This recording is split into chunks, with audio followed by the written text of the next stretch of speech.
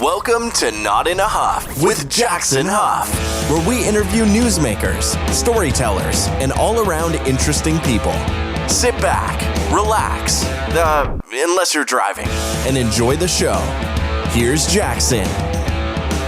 Hello. I am Jackson Huff. This is Not in a Huff. Thanks so much for joining me. As always, really appreciate it.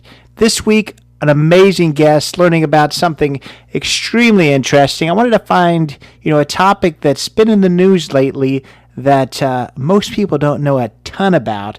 I don't know if we could think of something that is more vast and unknown than space, and that's exactly what we're going to talk about today. I have Athena Brensberger joining me, and she came to, this topic in an interesting way.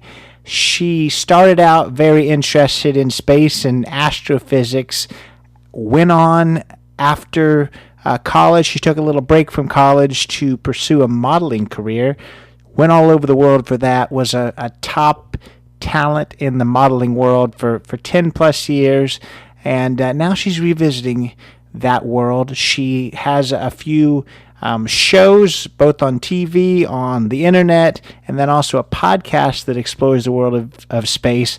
I saw her on another podcast, heard her explain this topic, and I thought we've got to speak with her because she's made it just so digestible. She kind of taught me that word, digestible, because it's an interesting topic. It's one that a lot of people don't know a lot about. Some of you could be listening now and like, oh gosh, we're going to talk about space. This sounds like it's going to be really scientific. Of course, it's a scientific topic, but I really think you're going to enjoy how Athena breaks it down and explains things about space that is super interesting and in a way that we all can understand. So I really, really enjoyed speaking with Athena. I know you're going to enjoy this one. If you're at all interested in learning about new things, we're actually going to talk about, that quest for knowledge and curiosity kind of wanes as we get a little older. So hopefully people who listen to this, they have that curiosity. I know if you listen to every episode, you certainly learn about a lot of different topics, and I think you're going to really, really enjoy this one too. We're going to talk about some interesting facts about space, her life in modeling and astrophysics. That's an interesting combination. We're going to talk about how she got that that distinction, and then we're going to talk about what's been in the news lately with space when it comes to Elon Musk and SpaceX and Jeff Bezos and Blue Origin, and if it's a good idea to have these private companies going into space. She's going to give her thoughts on that, and I think you'll really enjoy her insight there. But just a pleasure to speak with her. Without further ado, here is my interview with Athena Brensberger. I'm here today with Athena Brensberger. Athena, how are you? I'm doing well. How about you, Jackson? Good. So before we start, I always like to just let people kind of open the floor and let them tell us, a little bit about themselves.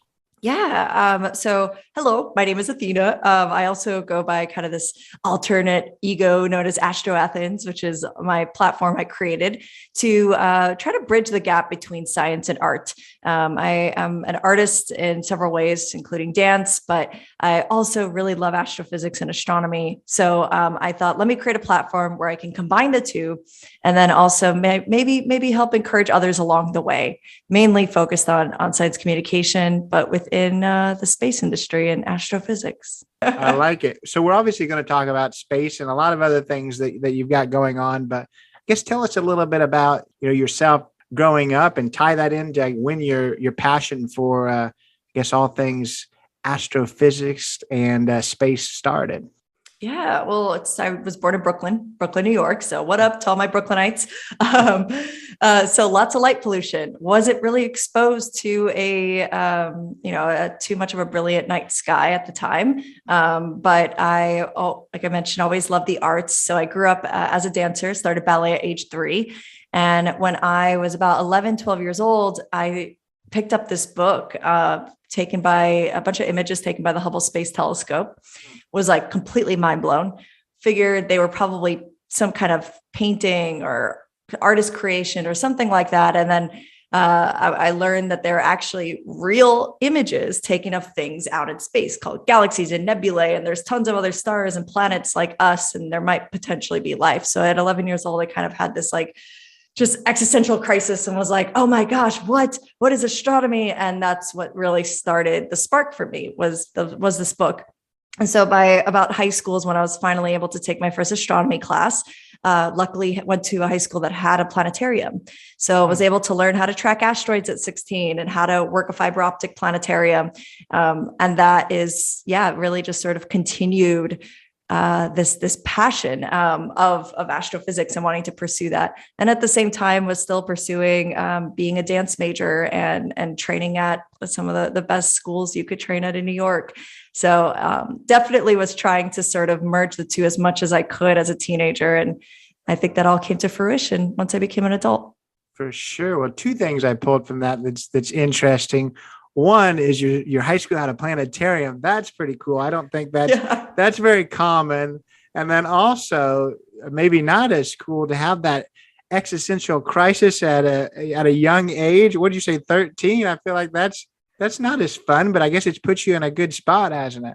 It did. Yeah. It just gave me the perspective of like, we're probably not alone. And like, there's something so much bigger than all of us, than the school, than, the bullies. And, I was 11, 12 years old. So who wasn't bullied at that age? And, and so it's like having that perspective, at such an awkward time of your teens, I think really helped. It just helped me kind of grow into the human I am. We're going to talk mostly about space. That's kind of what most of my questions are about, but I want to know, I guess, kind of that life outside of it. You've already talked about you were a dance major. Talk a little bit about, your career outside of that world, literally on this world and not outside of it. Talk a little bit about whether it's dance or modeling or some of the other things that I guess interest you. Yeah, definitely. Well, once I got to college and I became a physics major, during the time, my second summer at university, I got offered an internship at the Hayden Planetarium to do research under Dr. Charles Liu, incredible astrophysicist. You've got to get him on the show sometime. He, this was the first time I did research. I had a NASA space grant. But that same exact summer, I was working a part-time job at Aeropostale, which is a retail store, and I got scouted for America's Next Top Model. And I thought, I don't know if I really would want to do that. It seems like the modeling industry and fashion is quite superficial. But I spoke to him about it, and he really was encouraging to sort of, see where it might lead me. I definitely was interested because of my dance and acting passion. And I thought maybe modeling could actually kind of, or open new opportunities, basically. So I gave it a shot, ended up actually making it to where I was like part of the top 12 to get selected for the show. And then I ended up not doing it for several reasons, just mainly because of reality shows. Didn't necessarily agree with the contract. And that's just me. So I decided to try to pursue it completely on my own. So like working with various photographers, building up a portfolio and meeting with agencies. And I got scouted at a fashion show that I ended up booking directly on my own through, it was like a Facebook ad. I like went in person with like hundreds and hundreds of other models. And it was a New York Fashion Week show. And that's where I got scouted for my very first agency, which then led me to this incredible career of actually modeling like around the world, which is like, it's so crazy still, like even when I say it right now, because it was just such a wonderful opportunity. So that being said, I sort of treated my life decision at the time being torn between pursuing, finishing my degree, going for my PhD, or pursuing my modeling career, which was just starting to work out and get picked up. And I got this really great advice from Dr. Charles Liu. And he was like, the universe is always going to be here. School is always going to be here. He's like, maybe pursue the thing that is a little bit more like confined to the time that you're in. So such as like doing something that's more like, physical or whatever it is. Like if you're doing athletics and you're a certain age, or for this, it was modeling. And, when I reach my 30s, might not be able to sign to any agencies. So with that being said, I decided to sort of run a trial and error and treat my life using the scientific method, and said, let me give it a semester, take a semester off, see where it leads me. And if it does really well, I'll float that boat. And if it doesn't, I'll return to school. It ended up doing really well. I did 10 years of a career, going to 7 or 8 different countries. And it was so incredible. And so now I find myself currently returning back to school to now finish my degree, go back into doing research. I like it. I've talked to a lot of different people that have done modeling, and they talk about how, they just decided to just take the leap, or, take a chance. I've never had a single person be like, I decided to try the scientific method and do it that way. That you're the first person that's ever brought up the scientific method when they're talking about modeling. I think if thank you. I like really, whenever I talk to people, if they're torn about something, I'm like, try to treat it as if it's, you're coming up with an idea, hypotheses, and see if it works. And if it doesn't, you can always try something else. Like, life is supposed to be this, very like mosaic thing where we can just try all these different things and put together all the pieces that make up our life in its entirety. So now you said you've kind of stepped away from the modeling world and you're kind of focusing back on the science world. Is that right? Or are you still kind of dabbling in both, or how's that look? Yeah, well, I was able to still continue modeling while kind of building my brand online. So Astroathens, where it's just a lot of like fun DIY science experiments, learning about how like space works through more conceptual demos, just to try to make it like, I don't know, fun. And that was sort of like my outlet at the time, because I definitely could not pursue school and my modeling at the same time. It was way too hectic, just because of, you don't have a consistent schedule in the fashion industry, and to try to do that and like deal with learning astrophysics is like very, very tricky. And so, or doing exams. So I came to a point now where I've just gone so heavy into the science communication aspect and wanting to basically learn more. I've reached an age or a point now where I feel very fulfilled in the outlet of fashion, acting, and I got to do all that, dance too, that I'm like, I really, really want to get back now into my academics.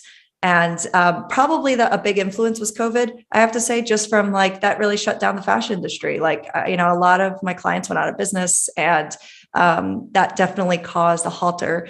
And so I think that allowed for sort of the space of, okay, what's next? And it just felt right. It felt like this is the time. So I started doing online schooling, online classes, just to sort of get myself started. But I'm hoping soon, fingers crossed, to apply and get into UT of Austin. Yeah, well, fingers crossed for sure. And I think it just kind of shows, I guess, how passionate you have been about the topic, because you spent all this time doing something else. It would have been easy to kind of be like, you know what, I like what I'm doing now. Just forget that, because it's not going to be an easy topic, that's for sure. But it just kind of shows your passion behind it, that you're still, after 10 years, coming back to it, and it's still something you want to do.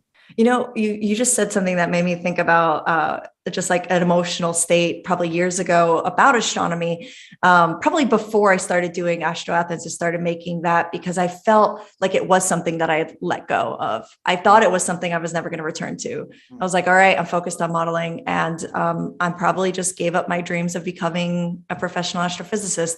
And I really did feel like as if that was a decision I had made, and that was something that would happen in another life, or it was a past life dream, basically. And then I don't know, I guess it was just sort of thankfully with social media and being able to make a website that allows for, I think, more of like creative ideas to really come to life. And then if it works, it does. And if it doesn't, it doesn't. And I guess because Astroathens did start to really build into something that really gave me the motivation to say, I think I could do this. I think I could return to school.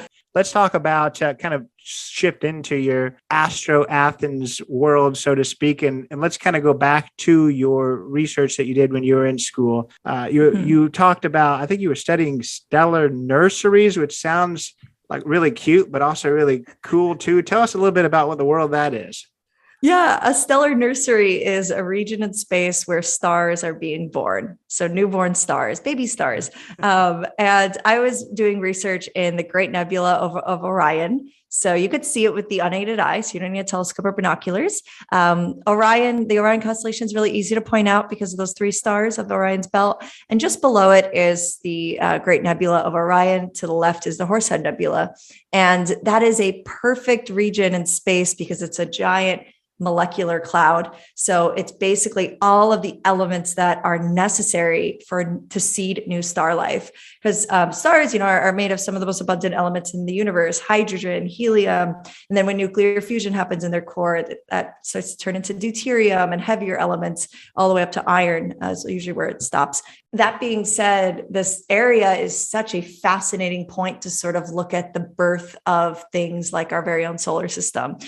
And what I love so much about space is you can look out into it and you can see birth, life, and death, and then all happen all over again. There's a kind of recycling process. A lot of nebulae form from the death of a star. And so it's fascinating as a star literally dies, but expels all of its elements out. And then that is what's needed to create brand new life. And it's, not too different than us humans and like trees. And I think that that's such a beautiful thing. So I was really fascinated by that when I was trying to figure out what I wanted to do research in my first year.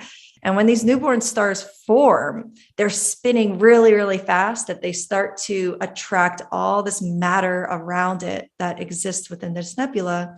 And it eventually starts to form a disk.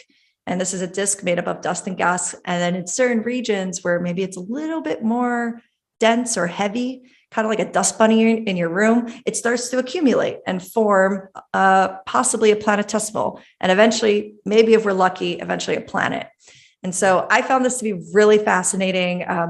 My specific research was looking at the mass loss rate. So basically, what can happen in these proplyds is they're not alone. The star that's there are all these other stars in the neighborhood. Think about all the other people in the neighborhood. And we have effects on each other, energetically. If one of us is yelling, the other one's going to be walking by and be like, whoa, bro, man, calm down. And so these stars similarly give off a lot of energy. And so if there's a really massive star right up next to a newborn star that's trying to create this disk, this accretion disk, it can cause tons of stellar wind and radiation, and can cause all of that matter and material to start to get blown apart. And then we have no planets that can form. No, I like the way that you break it down. That's the reason I wanted you to come on, because it's such obviously a very technical topic that you're able to you put it kind of in terms that people can understand, which I like that. Digestible. That's good. The word I use. I like that. I took one astronomy class in college. I remember very little. I'm going to tell you one thing now and then one thing here in a little bit, but it's just because it made it, something that I guess more digestible for me. And that's the reason I remember it.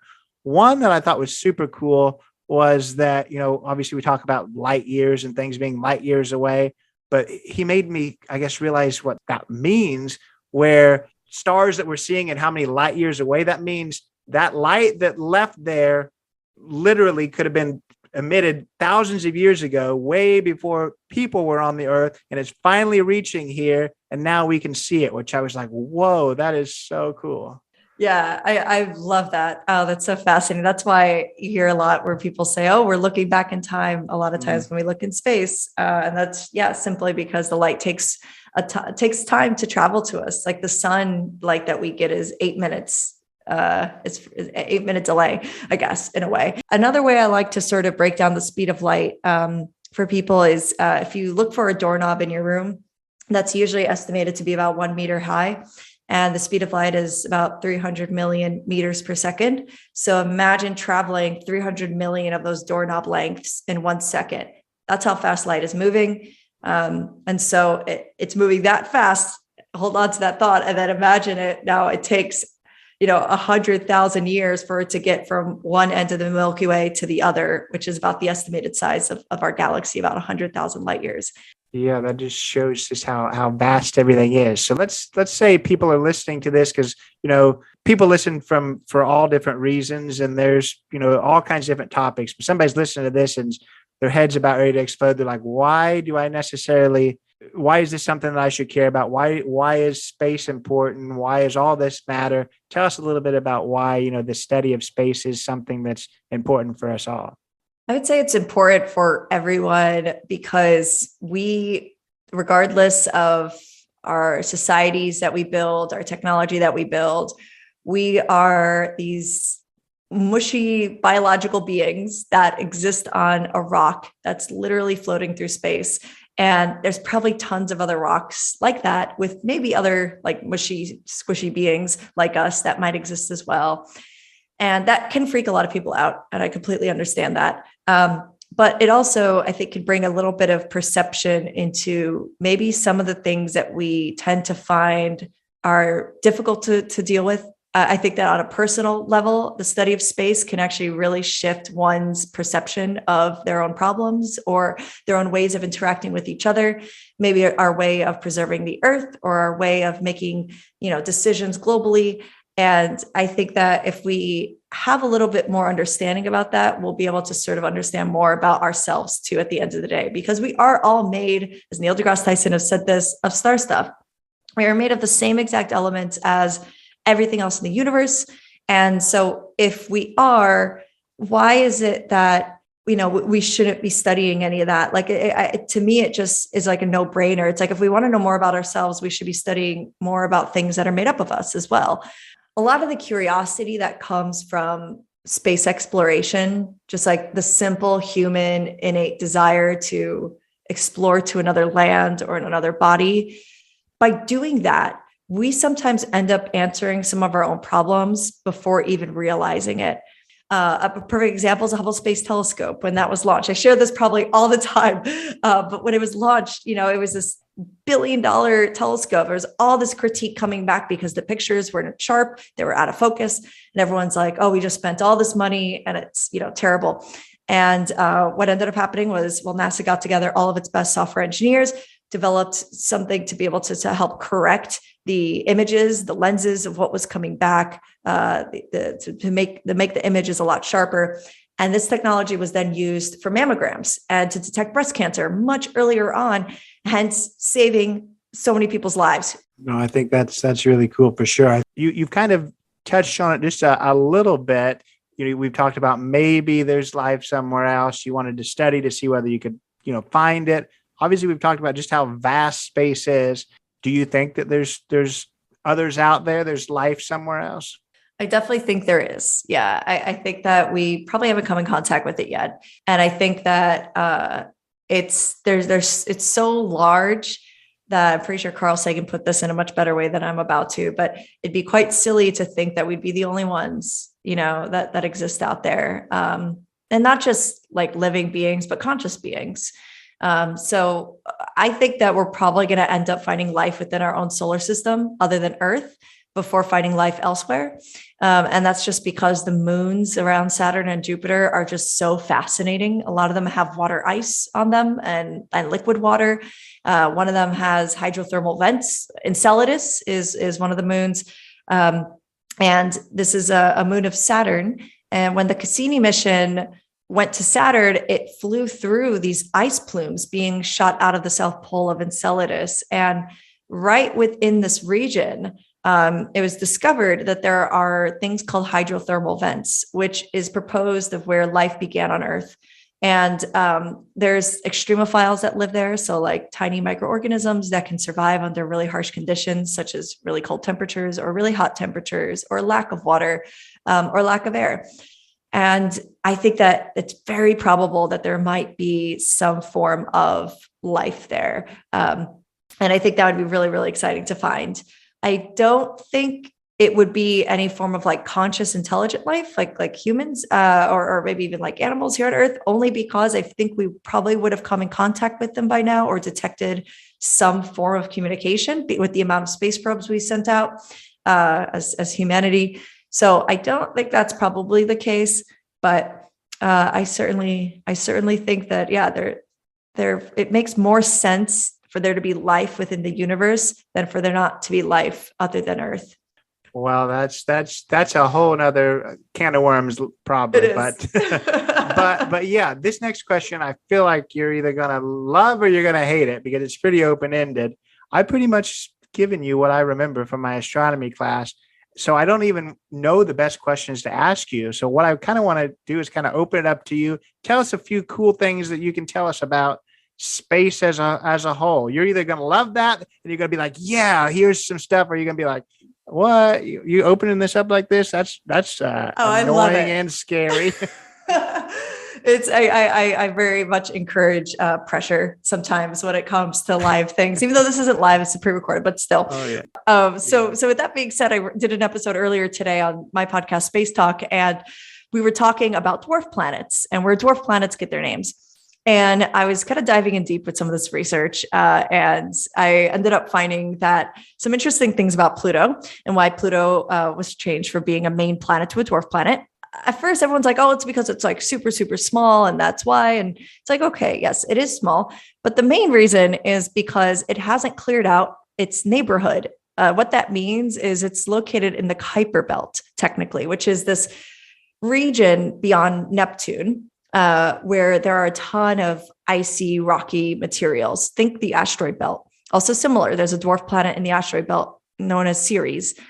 And since Pluto, which does orbit the sun, it does, it is a celestial body that orbits the sun, that has its own natural satellites, aka moons. But since it hasn't cleared out of that neighborhood of the Kuiper Belt, it's considered to be a dwarf planet, not a main planet. So this was, a definition that was decided upon by the International Astronomical Union, which is a huge organization with a ton of different astronomers that come together to make these decisions on things. The other thing is I almost wish that we kind of just considered the dwarf planets to also be main planets of our solar system. And we just said, okay, they're dwarf planets, but let's still teach kids that, because I think that's like really exciting and encouraging to kiddos that are learning about this, that there are other planets within our solar system that aren't just the 8.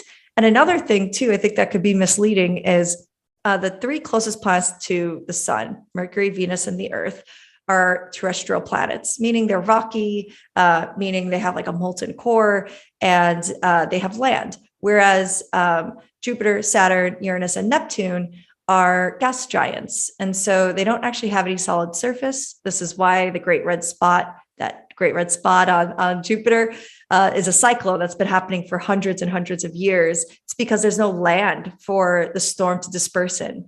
And so because of this, I thought, and I'm like a kiddo learning about astronomy and the solar system.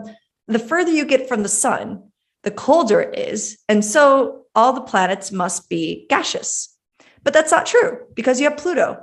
For sure. And I want to talk about, I guess, some of the outreach you've already done. You've done some, I believe, some space themed talk shows or theme shows before. Talk a little bit about that. Yeah. So I've done, So I've done a few different shows. When I first moved to Los Angeles, I'm now currently in Austin, Texas, but I went from New York to Los Angeles, and I got to work on the Tomorrow Show, which was they are an incredible YouTube channel that does live broadcasts of rocket launches, bring on interviews. That was like really kind of getting me used to being on camera, talking about space. And then I got to work with Seeker, which is an incredible, also really great YouTube channel. Worked with them for a ton of their different series, talking about like the Hubble Space Telescope, talking about dark matter, tons of different scripted content. I've done quite a few things on television. I've worked on the Science Channel. So there's been a few shows I worked on the Science Channel. There is What on Earth, which were a bunch of satellite images taken from space, looking down on Earth, and you have to like kind of analyze it, figure out what exactly it is. They always give you the space topics, NASA's Unexplained Files, and then Strange Evidence, which was really, really exciting to work on all of those. And I got my very first hosting science show that's airing on Curiosity Stream very soon. And then I'm really excited because I got my very first science show that I am the actual host of. All of the other ones I was commentators. I think that's super cool. And that has to be exciting. How does that feel to be able to host something?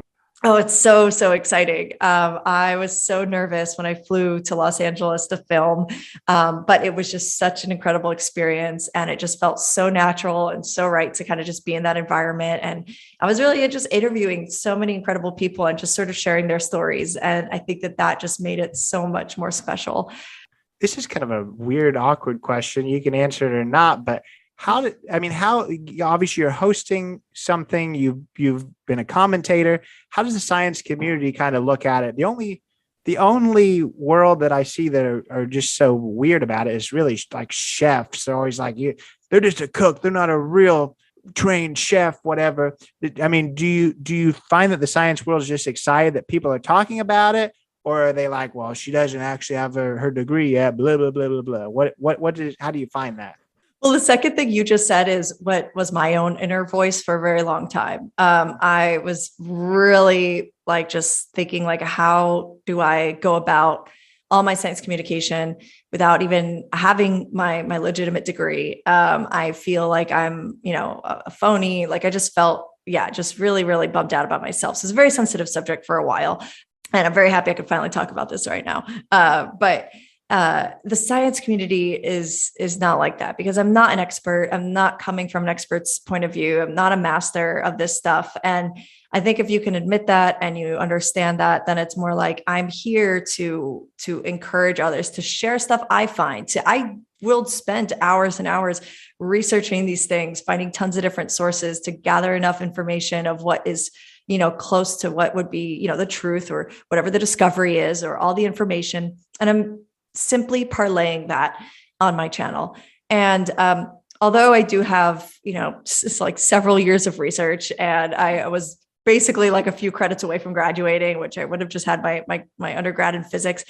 And Dr. Charles Liu is always like, you're a scientist, Athena. You are, like, you did the research. Your name is published in papers. It's there. Like, I know that I have a legitimate say in a lot of this stuff. But at the same time, like I do still face that own inner voice, which usually comes from me. I haven't really received that from others online. I would receive, of course, sort of this kind of confused, maybe sort of response of like, she's a model, but she's talking about space. And I mean, I get it. Like people, we might not really, understand the kind of cross sections of careers, because maybe not a lot of us have done that. So I also understand that, I completely get that, but it doesn't mean that what I'm sharing is any less legitimate than if someone else shared it, because it's the same exact information. It's just that it's in my voice.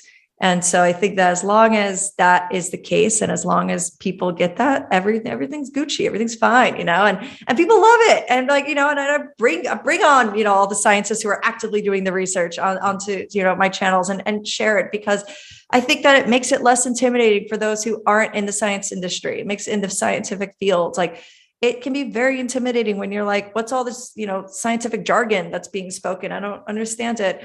And so I think to sort of have these mediators, these communicators to sort of, do that is, I think, very valuable, and it's really important. Yeah, absolutely. And I'm glad that internal struggle is maybe hopefully a little bit behind you, because I mean, I think that you're teaching people so much. It doesn't really matter what letters maybe you have behind your name. You've taught me this nice word of digestible. I think when you are still learning, it makes things a lot more digestible. I have people in my office every day who, they're in a math class and they're like, I can't understand the teacher. They talk way above my head. And I say it so often, they just understand the topic way too well, and they can't make it digestible for you at this point. So I think you really shouldn't discount anything that you're doing. It doesn't really matter what titles you might have. It's all about, if truly you're wanting to, let people know about the topic and let people know about your passion, then passion doesn't come with a title. So I think that's really powerful for sure. Yeah, thank you for that. That I completely agree. I think as long as I'm not, like trying to operate on anyone, I don't need that doctorate. But the thing that really struck me too, that you wanted to talk about, and I really want to hear about, is I guess that loss of curiosity. Why that happens? Because that happens so often with everybody. The most curious person in the world is a 3-year-old, but then we get kind of in our rut. Maybe I'm going to answer the question, but we get in our rut and we stop caring about everything else and we stop being curious. Why do you think that's the case? Yeah, I think a lot of it does have to do with upbringing, and then sort of the stage that we get at when we're exiting high school and going into college, and you have to sort of make a decision, conform to one specific decision or desire that you want to do, because you have, either like financial aid on the line or your parents' money on the line, or all these things that are like tangible. And it puts a lot of people, I think, under pressure to sort of make a very one small box decision. And so I think that when that's made, suddenly everything gets so much more serious for the person. It gets very, very serious. You start to get pressure. You have to go to college, you have to go to school, make this degree, and then you have to graduate because you have to earn that money back. And when everything starts to get serious, you're not so curious about other things. And I think that you now have to learn for the sake of getting a job and making it in society, not so much for the sake of just gaining, knowledge real estate. Learning is such a beautiful thing that we are so lucky to be able to do as intelligent beings.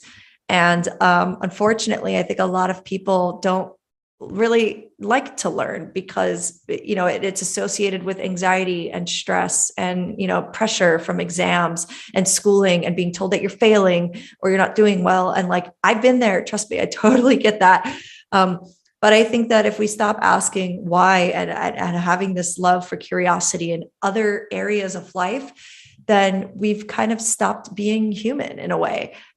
So I think that probably is tied a lot to sort of these big pressure decisions that maybe are made when growing up. I think it's also probably tied a lot to when, depending again on how you're raised. If your parents, when you ask them a question of why, they might say, just because I said so.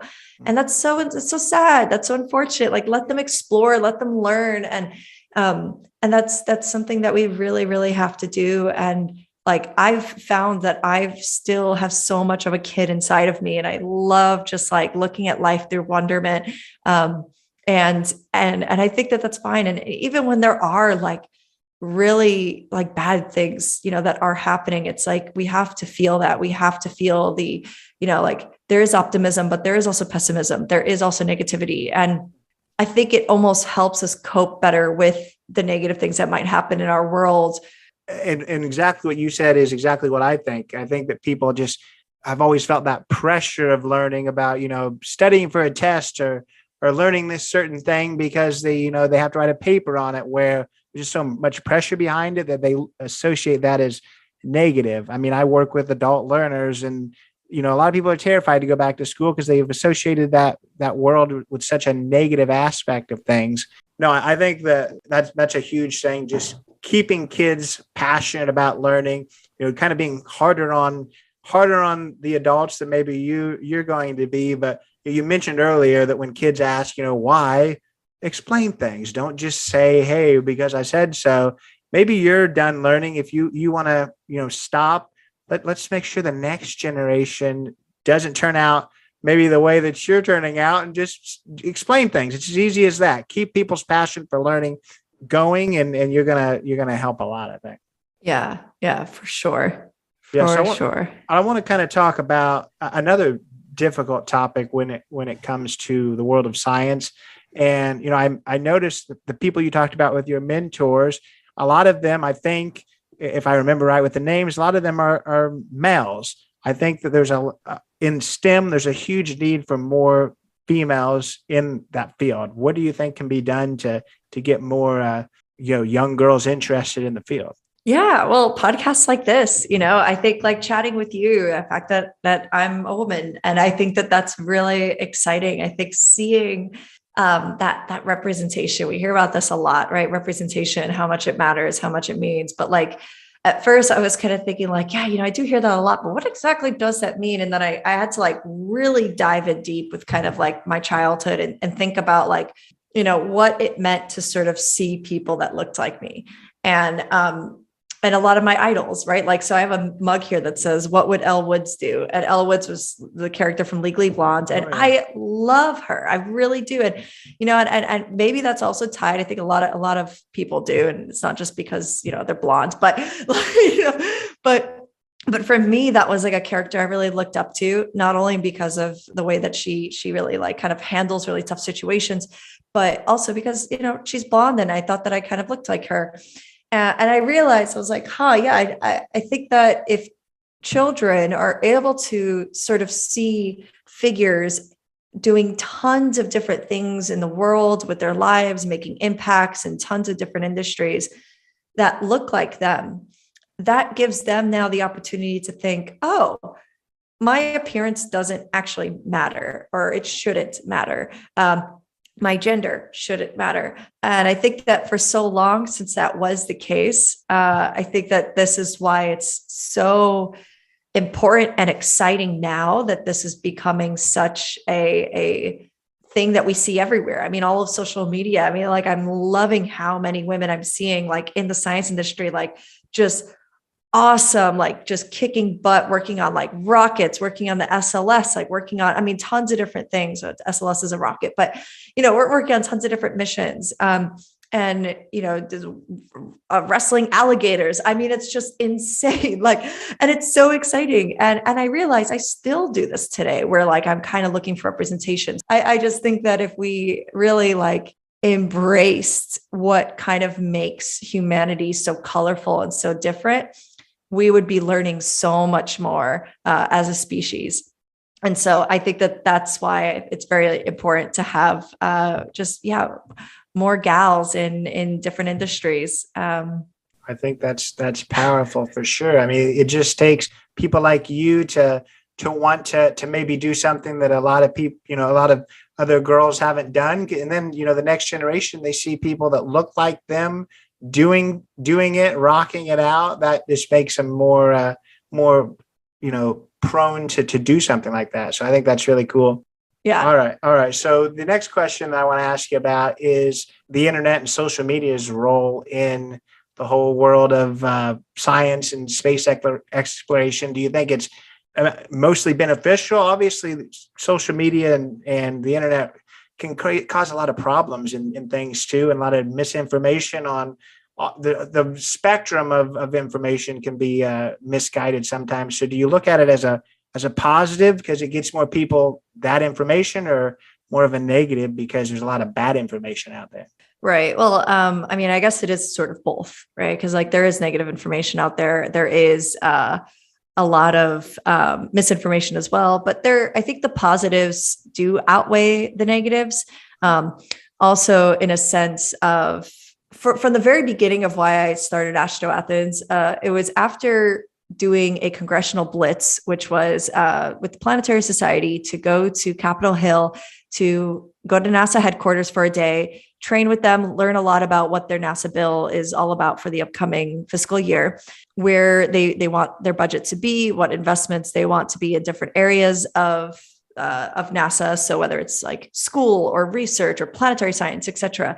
And then we would speak to a House of Representatives and the Senate. So it'd be me and like two other people.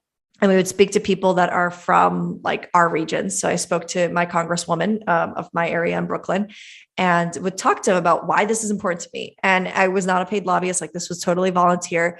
And after that, I realized, like, the more people that talk about how important this is to them, the more I think politicians who make a lot of the big decisions at the end of the day are going to care. Now, this is prior talking about, like, privatization of space, like SpaceX, Blue Origin, Virgin Galactic. So kind of looking strictly at, like, government-run space agency, NASA. So if you have more people, more taxpayers that are interested in this stuff, more senators, more congressmen and women who want those votes from their people. And so they're more likely to put, more money into these NASA programs. So that's kind of how I first looked at it. I was like, okay, this is fairly valuable. And so if there is more information out there, more interest, this is only going to benefit all of humanity, as a whole, because the more we explore the cosmos, I think the better we're going to be helping kind of just our evolution in general as a species. But then you get into sort of this privatization of space. And I've always had a very positive view on it because it's hard. I do not run a business. Well, I guess I kind of do. Astroathens, I did make incorporated, but it's, kind of just me. And then sometimes a web developer. But even just that alone, it's running a business is tough. I can't even begin to understand really just how much work goes into it. Or even I can't even really begin to explain that to others. But if you want to make a huge impact on society, we'll take Musk, for instance, and create an electric car company that is widely lessening our carbon footprint on the planet, you are already a huge contributor to combating climate change. So that's incredible. Then you go into SpaceX and you're like, okay, now there's a rocket company. And, a lot of people might say, okay, this is, causing a pollution, stuff like that. Okay, then how about we remanufacture it, make something possible that NASA, that all these other space agencies were saying was impossible, which is a reusable rocket. Made that happen. And now having tons of missions to helping millions of people with, say, things like Starlink, which is now broadcasting internet around the world, which is, awesome. Not really like, helping people, I guess, when it comes to poverty or hunger, but all the technology, as I mentioned, that can come from these types of missions can start to have a direct impact on some of our problems we face here on Earth. So I think that that's so important to hold on to. Also, the greater mission of humanity becoming this interplanetary species or multiplanetary species. It's not just about saying, let's just go to this planet because we can. Part of it for sure is. Otherwise, what would have happened if all humans, wherever we formed, well, we all were born in this one continent of Africa. But if we didn't start to spread out and explore other parts of the globe, we wouldn't know what else is out there. And sometimes that curiosity is not just important to fuel because simply curiosity is wonderful, but also because there are things we learn from it, as I mentioned earlier, that maybe we wouldn't have even known about before. Admitting that there's a lot of things we don't know is, I think, so valuable. So doing missions like going to space is so important. And another thing too is companies like SpaceX, like Blue Origin. So I was going to mention about Bezos, is there was a lot of pushback on social media about billionaires going to space, blowing all their money and all this stuff, and so much negativity around it. And I just thought, I'm like, okay, so what should we be doing? Just like completely stay here on Earth, no missions to space, no missions to anywhere. Let's stay here on Earth. And then a lot of people say, well, then we should fix our problems here on Earth first. And it's like, well, we haven't thought of the solutions just yet, right? Of here on Earth, of how to fix those problems. If we did, they would be fixed. So not that we should be looking elsewhere to find those answers, not at all. But going back to sort of like solving the problems here on Earth, a lot of times can come from technology that's developed to try to resolve something else. So an example would be like flying an airplane. Think of how many lives were probably saved from people who ended up getting like really sick or really bad disease, had to be flown to a hospital. Or just simply being able to explore the rest of the Earth, being able to learn different cultures, being able to learn different languages, being able to go to different regions, learn more about our planet. And everyone's able to fly now. But when we were first, the airplane was first developed within society, only the very wealthy were able to fly.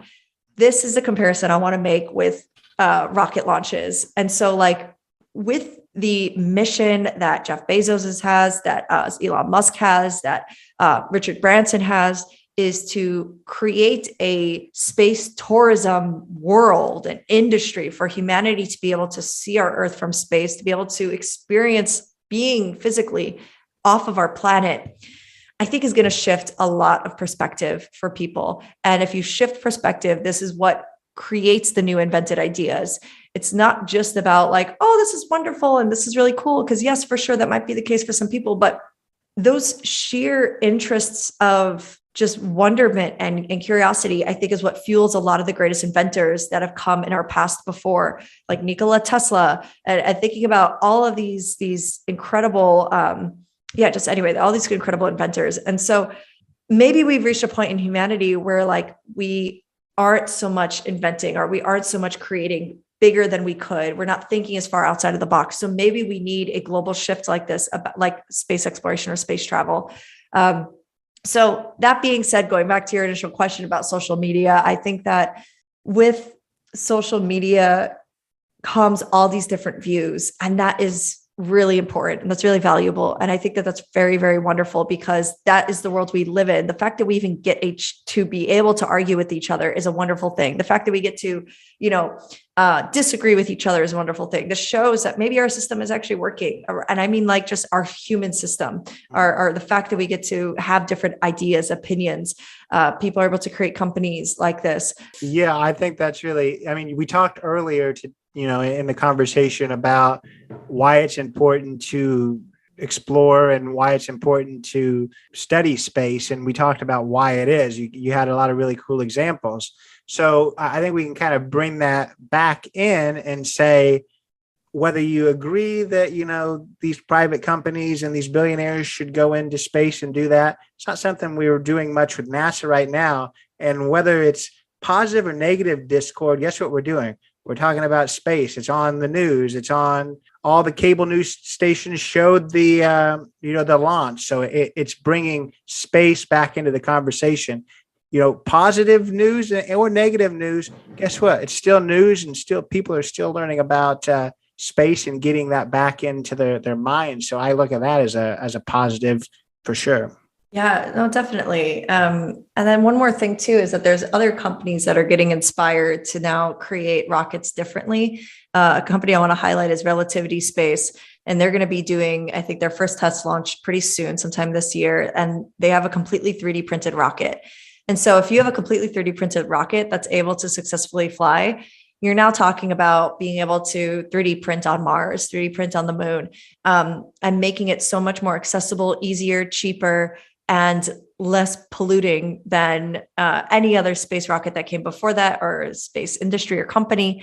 And that's what comes from competition. And I think that that's a very wonderful thing that we have to keep in mind, because the rate that we were going at by just strictly following a government run agency is slow. Sometimes it's faster, but the fact of how much rapid growth we've seen just from the privatization of space is really, really exciting. And I think that that's where the innovation can really happen, because if Elon Musk didn't make the landing rocket,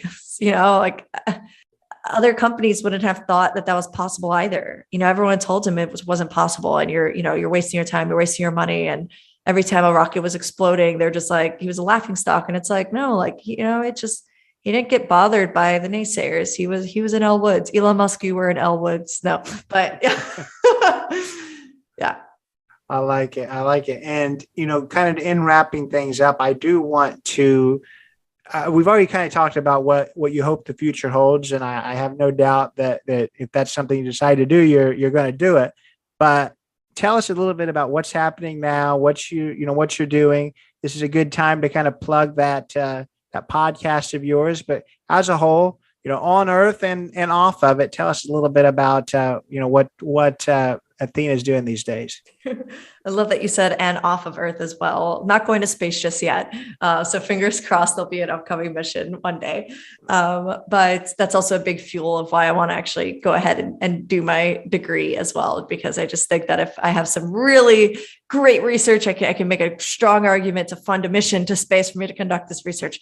So, I just moved to Austin, Texas. So I am based out here now and hoping to go down to Boca Chica, Texas to check out Starbase very soon, and to see what's going on with Starship.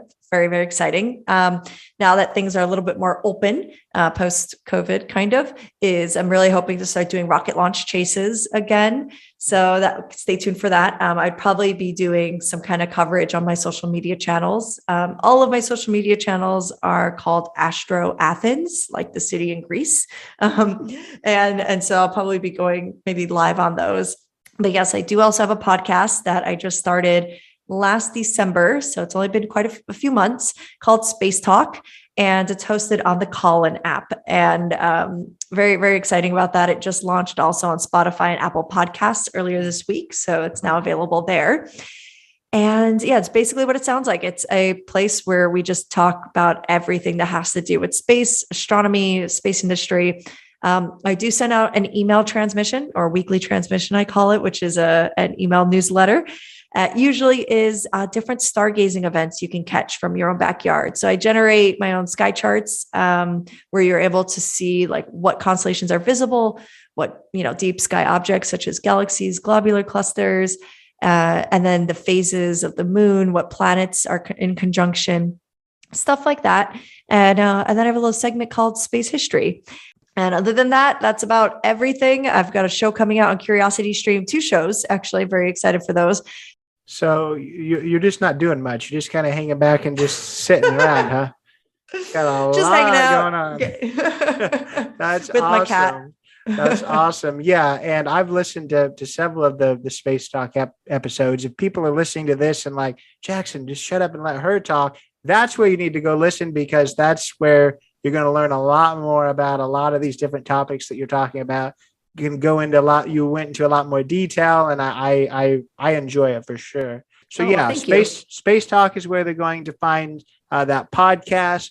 Astroathens is where all of your social media is. You're just letting me struggle through trying to tell you all of your connections again, but you got everything right. Yep. Okay. SpaceTalk and Astroathens.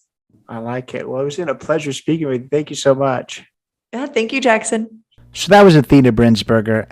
I normally say I hope you learned something, but I'm sure you did, unless you're one of Athena's friends and an astrophysicist already. I guarantee you've learned quite a bit about space if I guess you were open to that knowledge.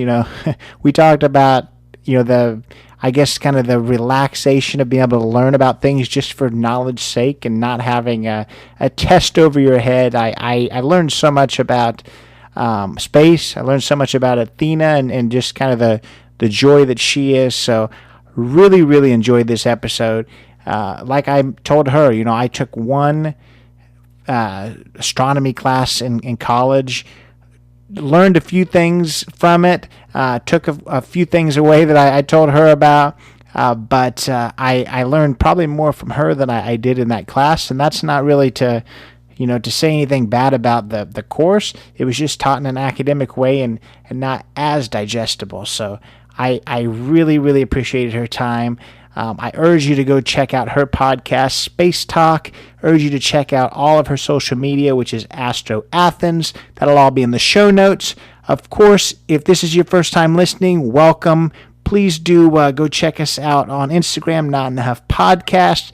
If you're a long-time listener or a first-time listener, you enjoy this one, and you haven't already, go on Apple, go on Spotify, give us those 5 stars. Want to be even more awesome? Go and write a review. Always appreciate that. But if you do nothing else, check us out next week where we'll have another amazing guest. But appreciate you being here. Appreciate Athena being here. Take it away, Chris. This has been Not in a Huff with Jackson Huff. Thank you for listening. Be sure to join us next time where we will interview another amazing guest who is sure to make you laugh or make you think. Or, hey, maybe even both. But until then, keep being awesome.